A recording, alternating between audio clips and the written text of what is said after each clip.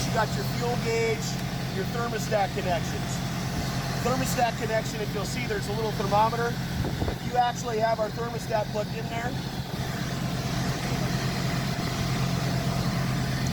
when you come on the initial screen, there will be a thermometer here. That's indicating that you're using the thermostat. Still same process. One of the things that we just ran into this morning is, as I was messing around with it, I turned it on in the manual. The fan was off, but the burner was on, so it went into overheat mode, so it locked it out. There are two things that you got to remember on the burner itself.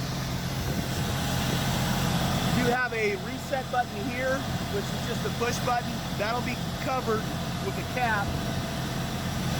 But there's also the burner reset still, just like on our old units.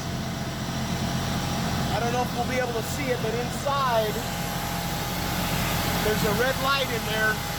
That indicates that it's working. If it's on constant, if it's flashing, that means that there's an error.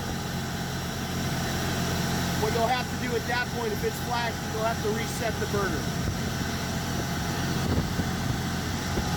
Again, these doors don't have to be open to run. And once I shut that, you're gonna hear the significant drop in decibels. We're standing here, Paul and I are having a conversation. Everything's good.